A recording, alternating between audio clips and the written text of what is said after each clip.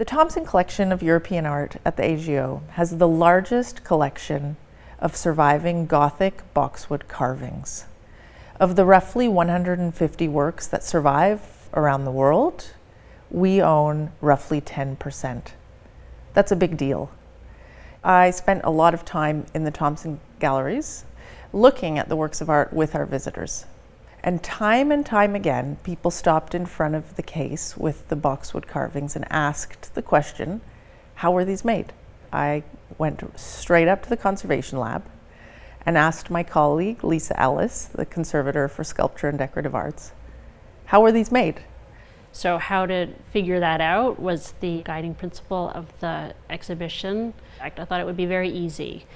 Typically in conservation we use X-radiography, just simple X-rays, to understand how things are made. So what looks like it's a solid on the outside, you just take it to an X-ray machine and get a 2D image to understand internal features. So we did that. Sasha and I took the Thompson Collection prayer beads to the Royal Ontario Museum, where we X-rayed them, and when we looked at the results, we discovered that in some cases we understood how the prayer beads were made, but in other cases, for many of the more complex ones, the X-rays really didn't tell us enough. So we thought that we would turn to an instrument called a micro CT scanner. It's a very sophisticated instrument that takes up to 2,000, 3,000 X-rays at a time. And with those X-rays, once you can assemble them using software into a three-dimensional model, and then you can manipulate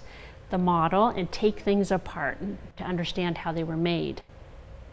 One of the biggest challenges with these objects is how difficult they are to see. Even when you're holding them in your hand and you draw them very close to your face so that you can look from 2 inches, they're almost impossible to discern in terms of detail. So we needed great photography, which would allow us to see the detail. So the AGO sent 2 of their in-house photographers, Ian Lefebvre and Craig Boyko, to about 15 institutions and collections across Europe and the US to photograph these works at exactly the same scale, with the same lighting, and in the same format, so that when we saw these works together, whether it's on our computer screen or printed out, we could compare them realistically, one to the next, something that has never been done before.